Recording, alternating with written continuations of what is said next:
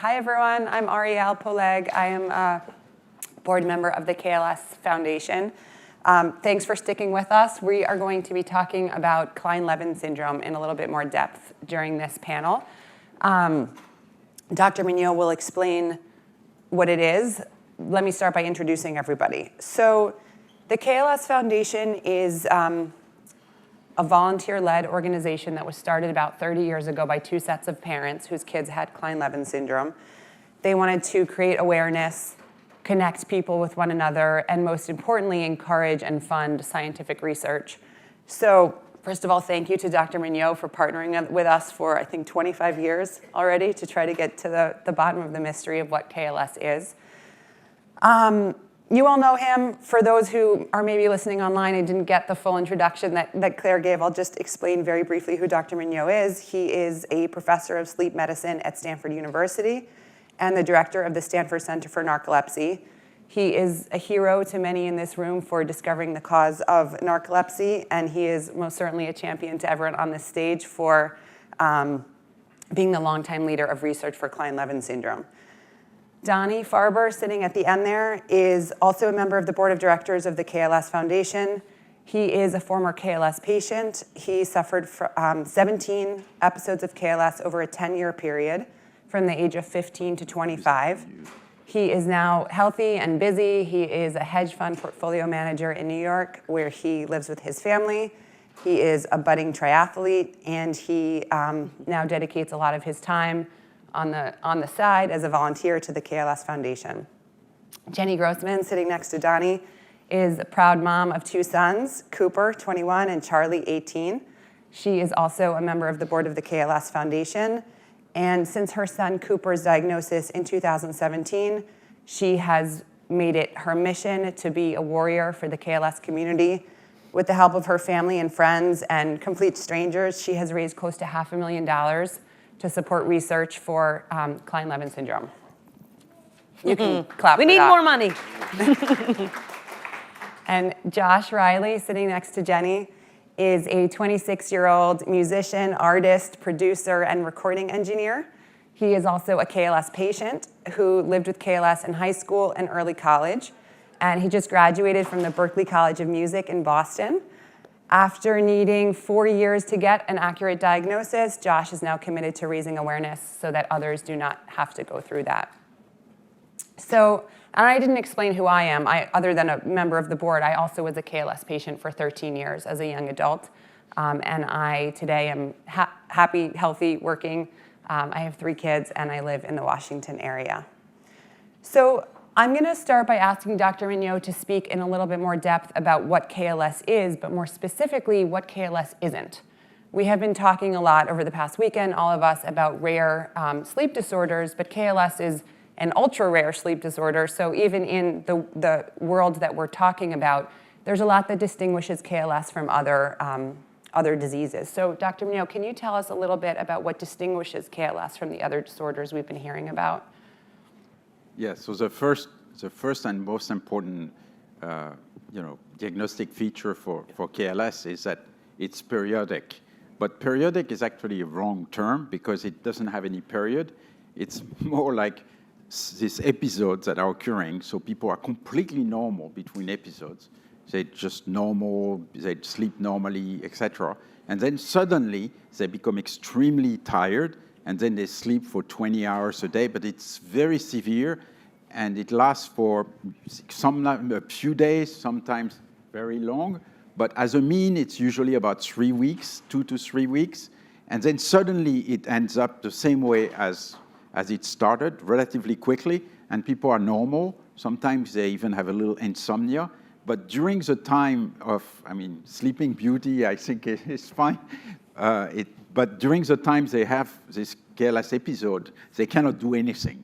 It's not like, oh, I'm a little tired. Oh, yes, oh, I need 2 cups of coffee. It's just like these people, it's so severe, they are confused. Sometimes they are not even normal. They can barely answer a question.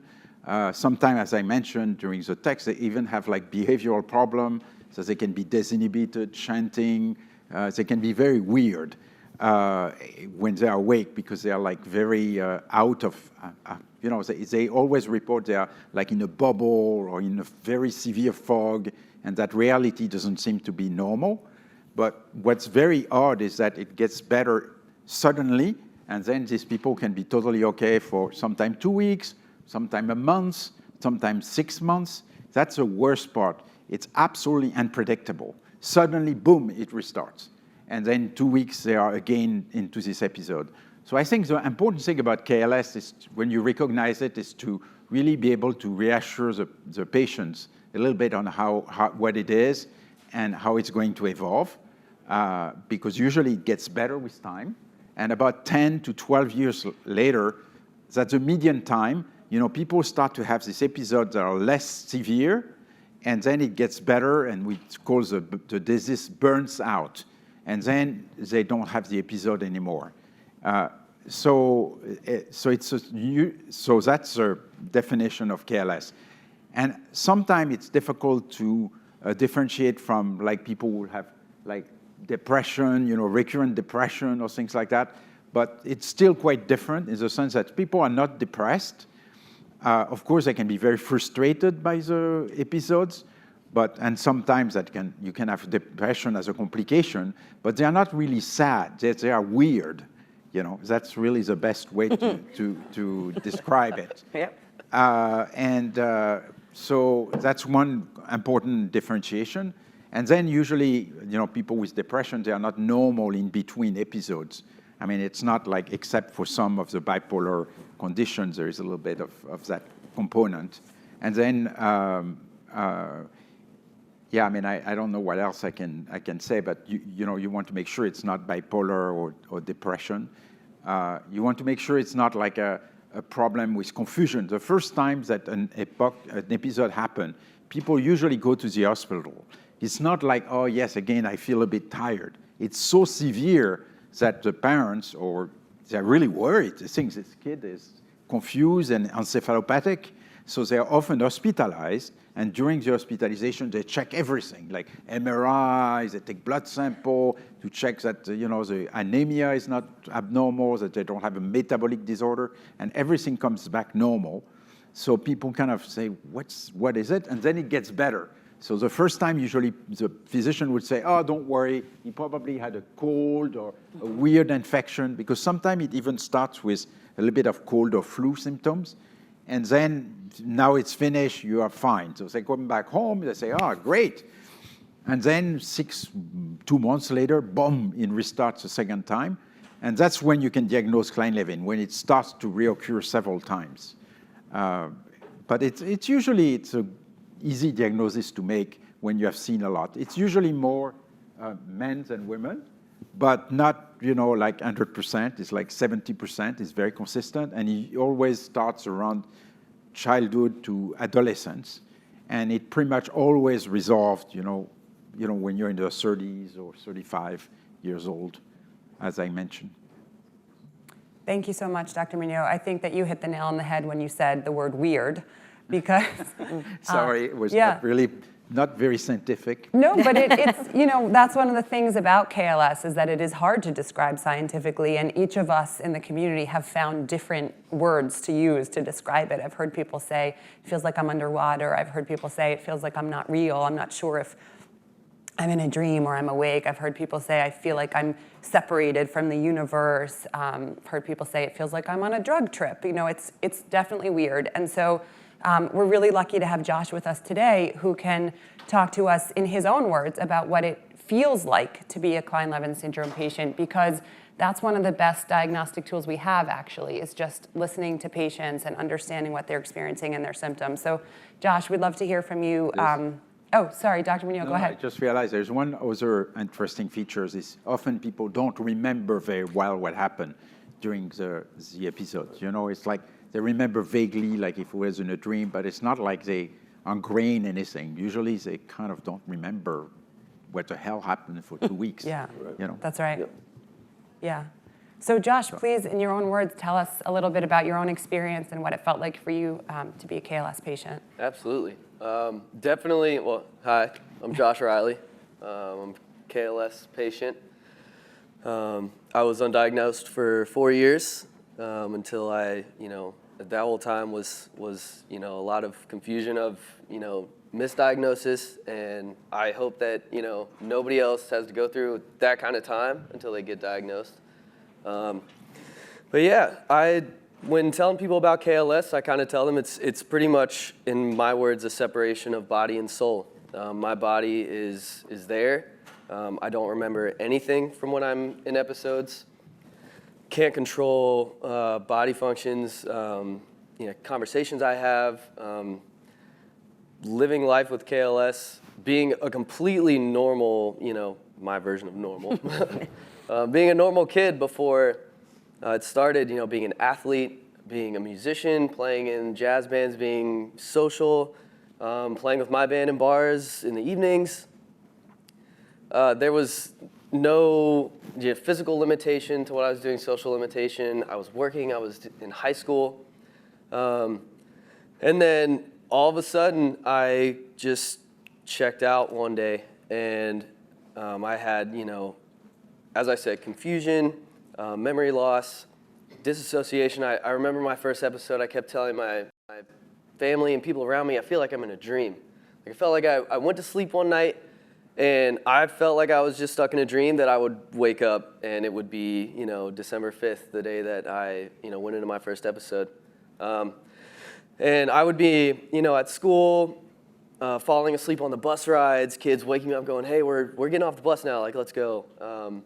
And me not knowing where I was going, wandering the halls, very irritable. I would, fall asleep in all my classes. Teachers would ask me if I was on drugs. My friends would call my parents and be like, something is definitely not right with Josh. Are you guys noticing things? My parents would also notice things. But, I'd come home and I would want to go straight to bed. And I would sleep all day as much as I could. Only woken by my parents to, hey, dinner's ready. Like, what are you doing? That kind of stuff. And it definitely, you can't really communicate what's going on other than I just kept saying, I feel like I'm in a dream. I feel like I'm in a dream. People would be like, what's wrong? I feel like I'm in a dream. Until one day I looked at my mom and I said, I feel like I'm in a nightmare. And then she took me to the hospital.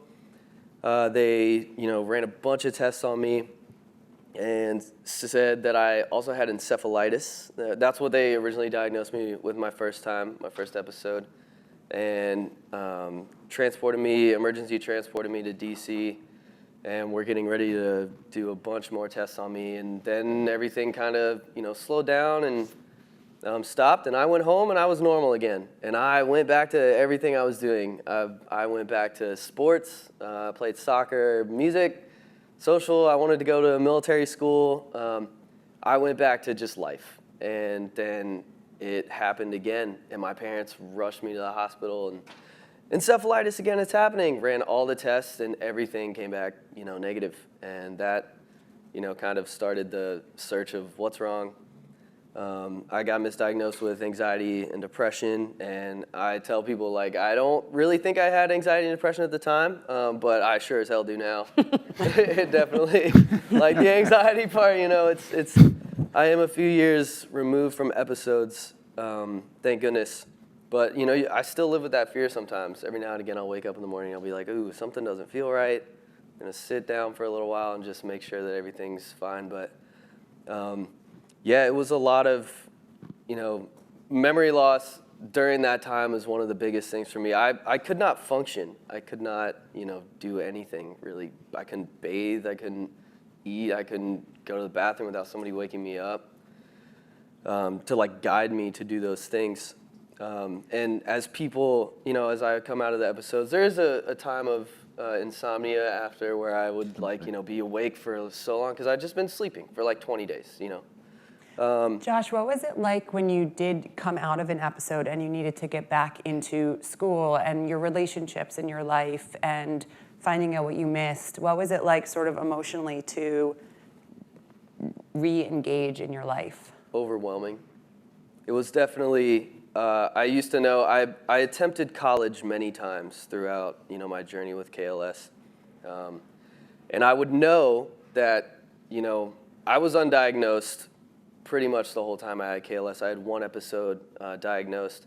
And I would know at colleges, I would, snap back out of the episode, and I would open up my laptop, and there'd be 200 unread emails, and I'd be like, oh man, it just happened again. Like, I couldn't check my phone, I couldn't watch TV, I couldn't communicate, I couldn't do anything. So catching back up from all that, extremely overwhelming. I had I think it's called an IEP or 504 plan in high school where they gave me incompletes on my grades. I had to drop community college course loads because I couldn't make it through semesters. I had to give up a full ride Air Force scholarship to a military college because I didn't, at the time I didn't know what was going on, but I didn't feel fit being in the military, with whatever was happening. With relationships with people around me, there was recovery because you're very irritable. I was, and I definitely said things and did things that, after an episode I had to be like, oh my goodness, I'm really sorry about that, but I promise it wasn't me.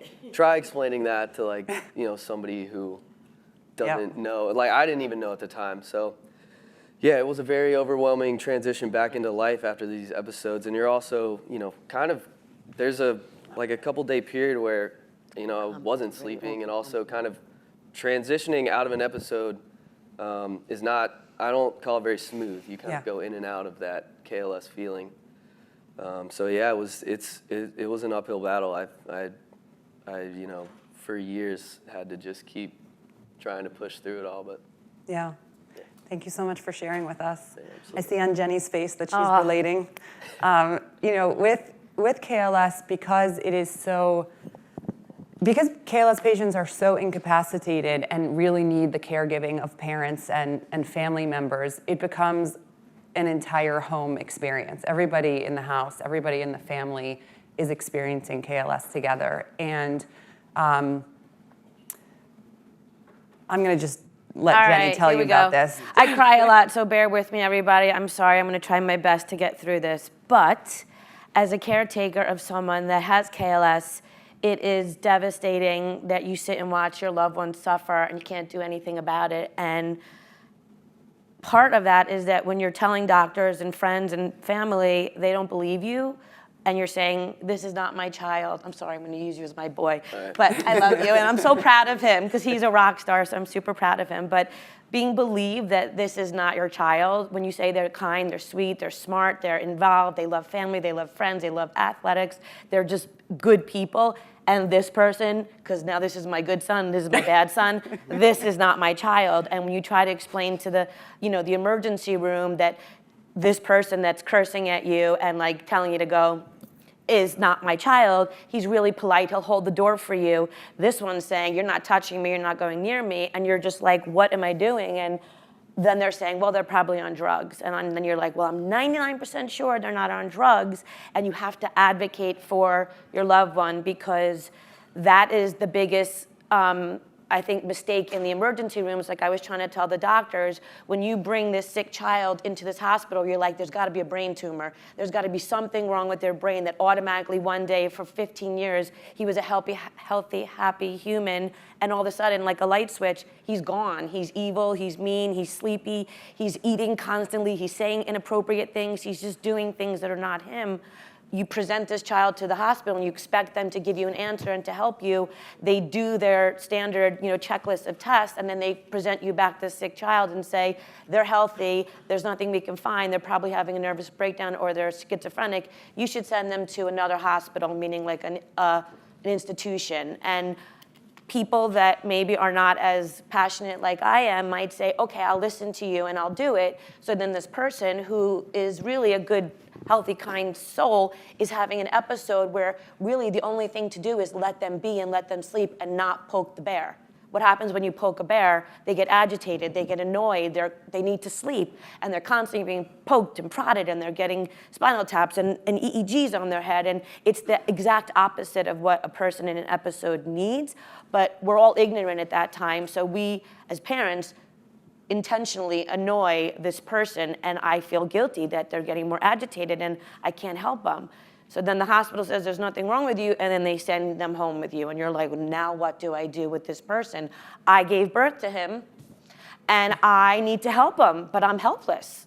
I'm hopeless, I'm helpless, I'm devastated, I'm sad. And then I get in touch with a doctor named Dr. Mignot, and then I beg him, you cannot stop trying to fight and find a cure for my child, who now, you're all my children, and you're all my family, because we're part of a club that no one ever signed up for, but we're in it, and we have no choice, because maybe it could be passed on to our loved ones, and we don't know. So we are trying desperately, and myself, I made a vow to my child that I will be part of finding the cause and cure for KLS.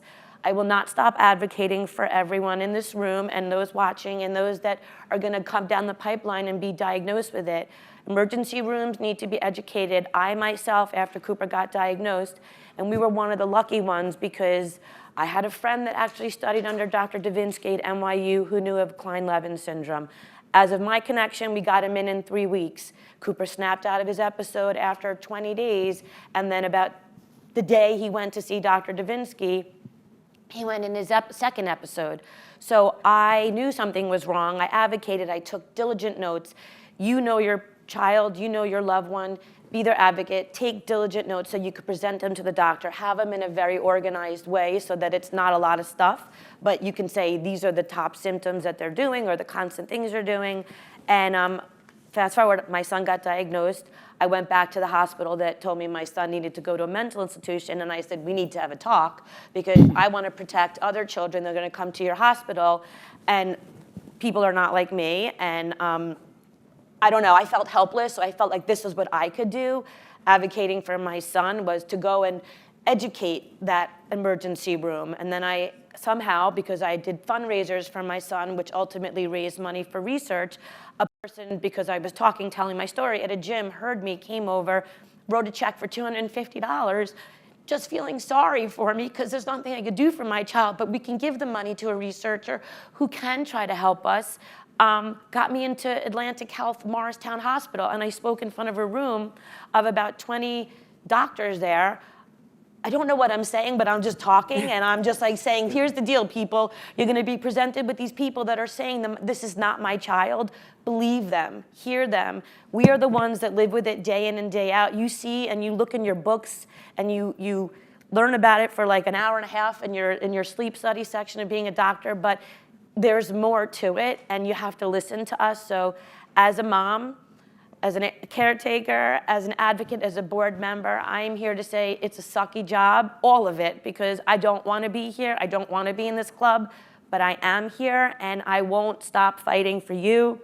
I know it sucks, but I'm with you, and I feel your pain, and I feel everyone's pain in here. Being rare stinks, but don't give up, because there is hope.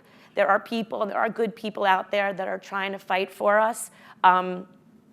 And they're doing the best they can, but we need to aid them with what they need, which is blood, blood, blood. So anyone that hasn't donated blood, we got a phlebotomist inside.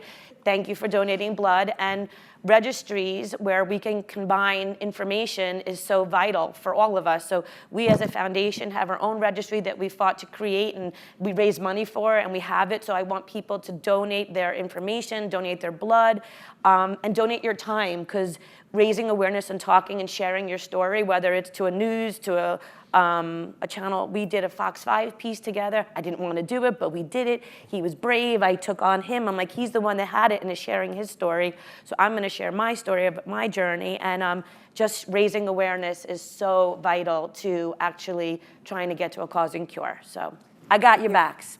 Thank you so much, Jenny. I didn't cry. I didn't cry. I did good. I did good. Jenny is a powerhouse, obviously, and we're all very lucky to have her on our team. Dr. Mignot, I want to ask you another question about the rarity of KLS, which is, what made you personally interested in taking such a deep dive into something so unusual and so little understood, and what keeps you going with the study of KLS? I'm wondering if you don't have like a telepathic ability like your father. That's exactly what I was thinking. You know, one thing that I want to point out is, okay, KLS is considered a rare disease. That is true. But everyone has to realize that rare diseases can lead to much more than just the disease itself. You know, like, for example, narcolepsy, you know, it's not a very common disease, but we found that it was due to this orexin deficiency. And now there's these drugs, that replace orexin. They're of course going to help people with narcolepsy, but they're going to help a lot of people with idiopathic hypersomnia, other problems. And the same way, I think Klein-Levin is very unique because you have this very strange state that kind of seems to fluctuate, and you really never really completely know what you're going to find once you really understand the disease. But I can guarantee you that it's going to help people with KLS, but it's going to help all kind of other people who have other things that we don't really understand that will be influenced by what we find. We just don't know yet. I think like rare disease can be a model for understanding a lot more than just the conditions that you study. At least I believe strongly about that. And I mean, I was of course very moved by your discussion, and I think imagine the number, if you had KLS, only one episode, probably some people, because usually you have many episodes, but out of all the people with KLS, there must be some that have only one episode. So, then you will have been diagnosed with just an encephalopathy and you will have been gone away. There might be it might be a lot more frequent than what we think. I agree. And we just don't know. There might be, imagine if you have, that's one problem we have in narcolepsy already. If you have narcolepsy and depression, or you have like a mental condition, it's often very difficult to know what is due to narcolepsy or what is due to something independent. So we really need biological markers, because I'm pretty sure that if people were completely healthy in their mind when they started Klein-Levin, some people really get depressed having Klein-Levin or get other problems. Because it's not a piece of cake to go through this. No. And so I think we really need to be able to understand the broader spectrum of KLS. And that's a little bit hard because I see a lot of patients in my practice also that sometimes have KLS, but also some other things. They may have a little bit of psychiatric disorders, but I still feel that Klein-Levin is the most important. And, these patients could also benefit from what we are going to learn. But what's difficult is when you do research, you want to be focusing on the pure cases, because otherwise it contaminates a little bit your research.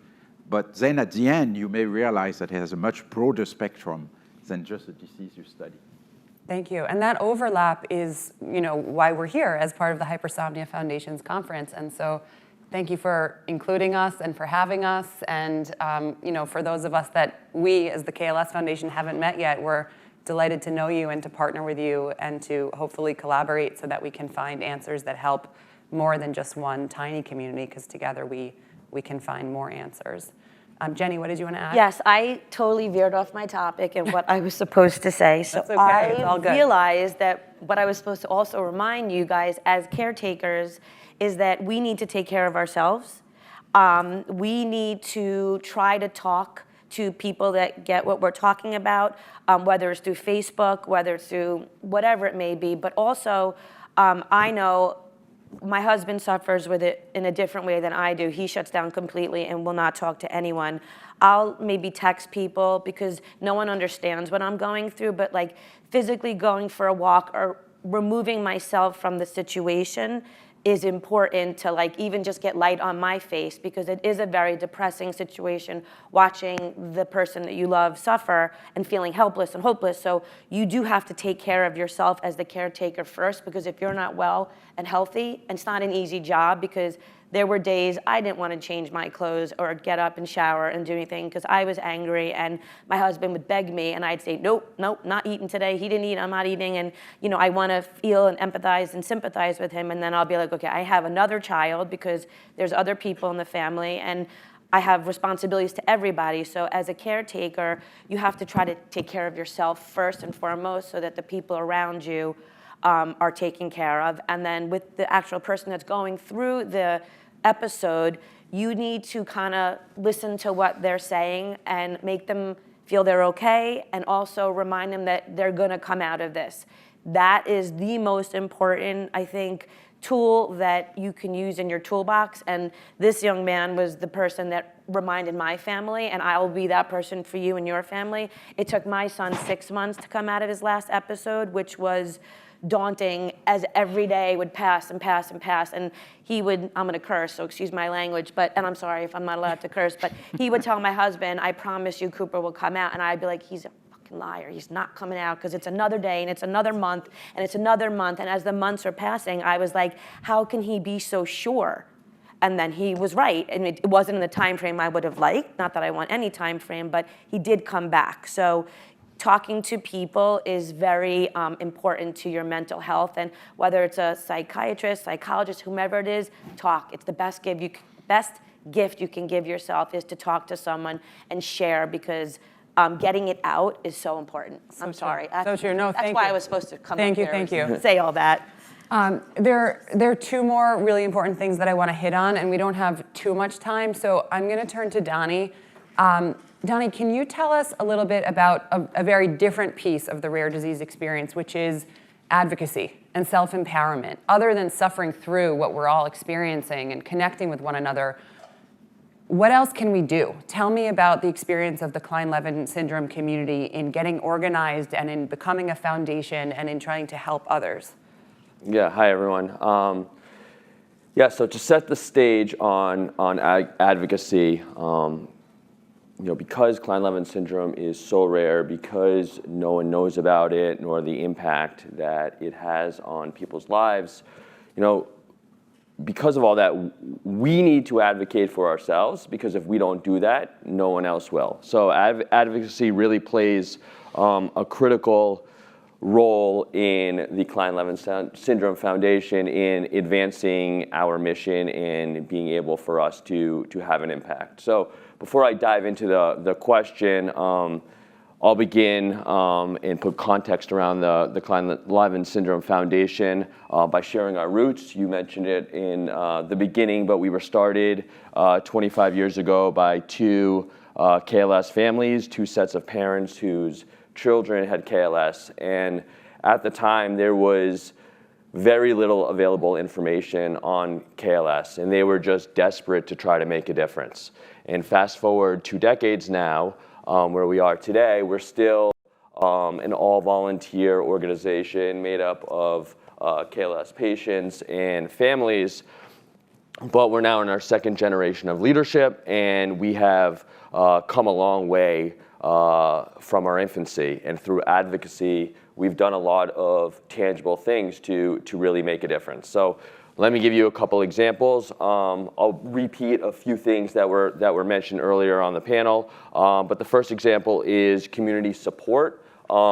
We have, our advocacy efforts have really brought our KLS community together. I had my KLS episodes in the 1990s, before there was the internet, and it was really hard to find other people that also knew about KLS. And as I'm sure this room can appreciate, having a rare disorder that is difficult to understand, that no one else really knows about, can feel really helpless and isolating. And so we at the KLS Foundation, we've made it our mission to try to help people find others whose lives are also impacted by KLS. And so these connections between KLS patients and families, they've really provided our community members much needed emotional support. And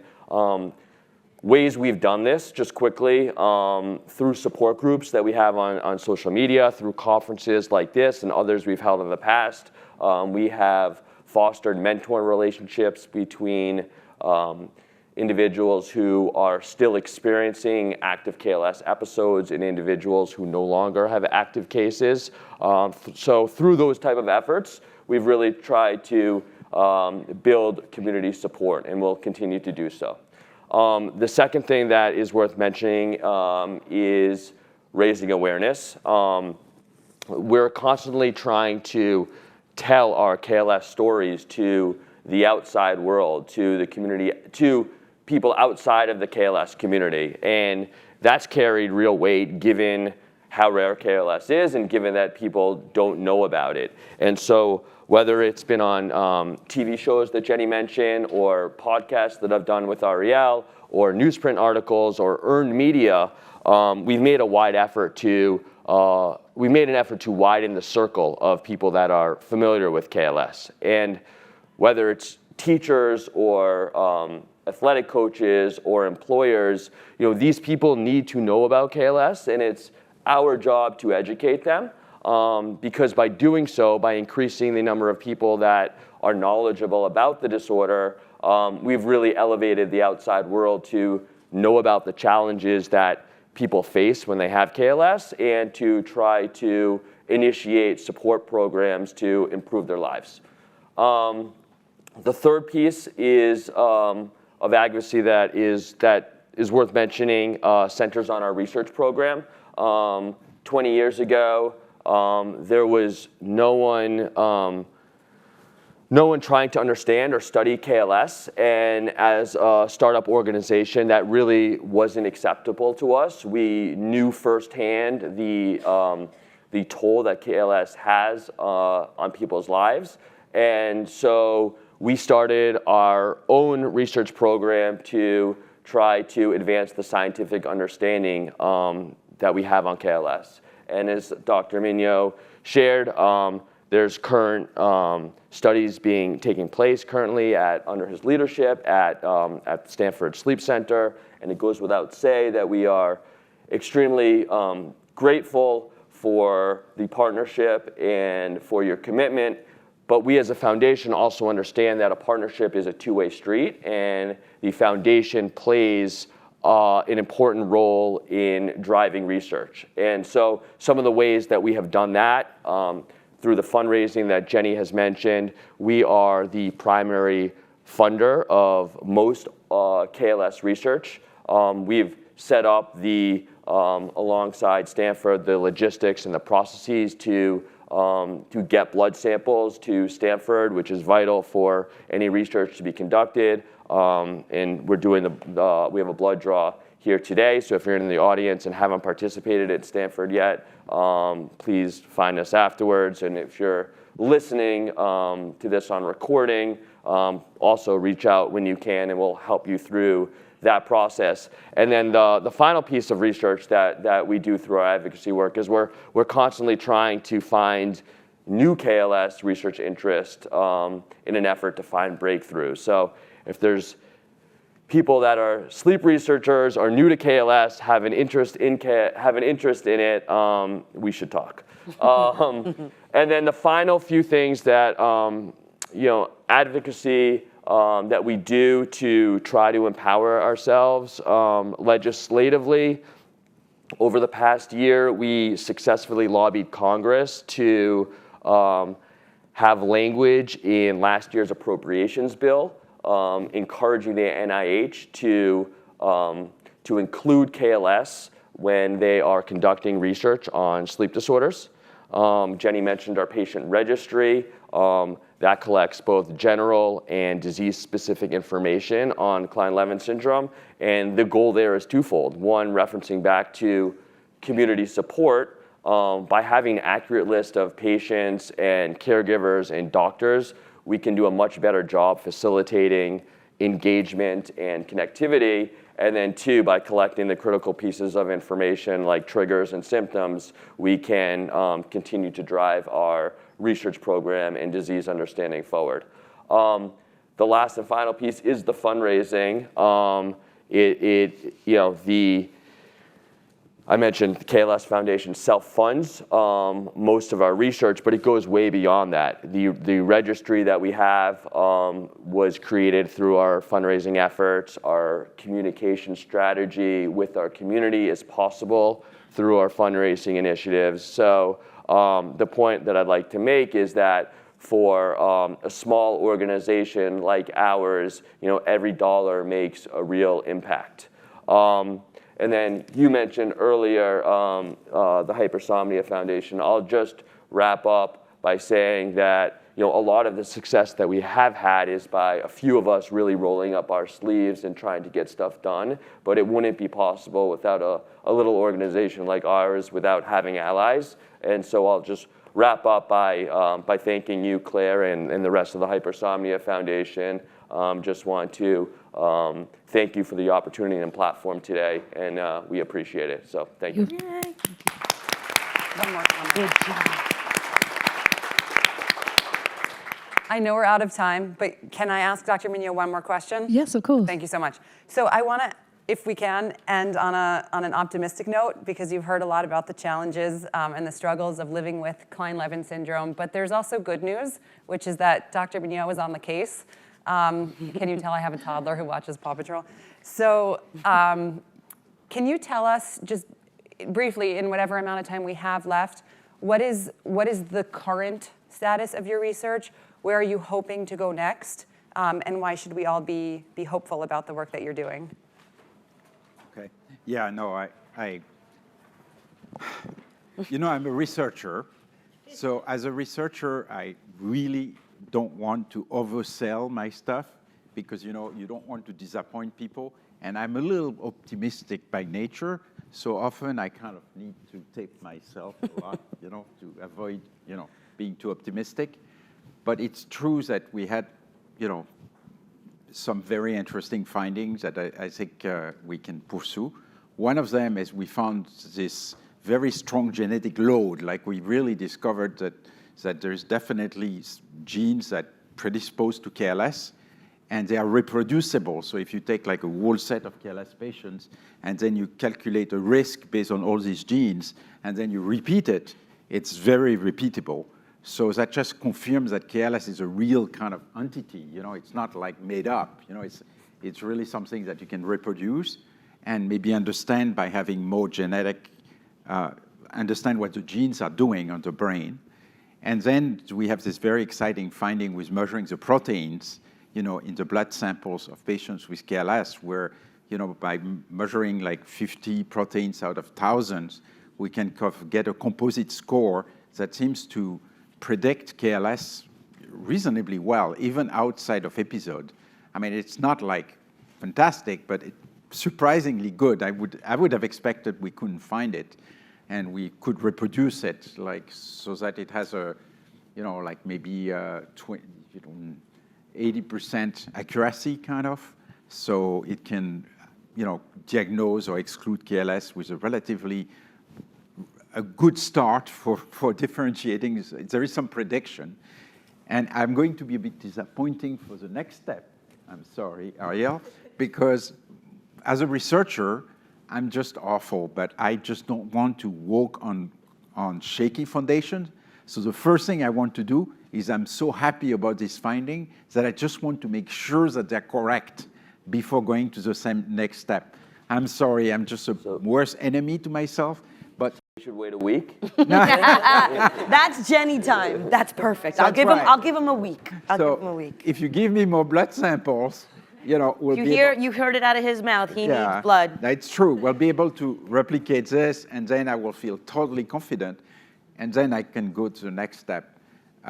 Because in my career, it's very important as a scientist to be a skeptic. You have to be an horrible skeptic. It's too good to be true. That's not possible. And that's a little bit where I am. I'm actually I've found some stuff that I thought are too good to be true, because Klein-Levin is kind of a complicated thing. I didn't really feel that we'll find proteins that will be so predictive, to be honest. So I always have to think there's something wrong. I need to make sure this is right before I just move forward. With what you just said, though, your blood and predicting and repeating in the KLS individuals, you also need the placebos to actually confirm that it is happening, correct? So the placebos are just Thank you, Jenny. Yes. So one of the worst things that happen in research, I can tell you, it's always easy to get blood from patients with narcolepsy, patients with KLS, whatever, but controls. Unfortunately, controls are super important, because it's very easy. All the KLS, they give me all the blood sample now. But then I don't have controls. So I say, I don't have controls. So I'm going to take people from the lab. But, you know, the lab is not the same as here. It's not like the same temperature, it's not the same light system, it's not the same time of the day, it's not the same people, and then you get biased because your controls have not been taken in exactly the same circumstances, shipped to Stanford exactly the same way.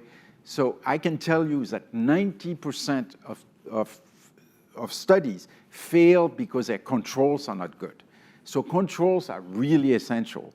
And so, and for example, we have younger children. It's always difficult to get younger children blood, you know, because, you know, if you're parents, I mean, ask my wife, you know, you will never give a blood sample of your child, you know, for research. It's very difficult, especially a normal child. And yet, you know, if we don't have the controls, we just can't do the research. The research will always be flawed. It's only when you have, and for disease that's rare like KLS, you actually need more controls to make sure that your test is specific, you know? And so that's my pitch for controls. So we will do everything too. we can to get the word out and Yeah. to make sure that you have the samples that you need. And that's such a simple thing that we can all do. So Dr. Mignot, thank you so much. Thank you to all of our panelists. Thank you all for listening at home and here. And thank you for having us. Yes, thank you.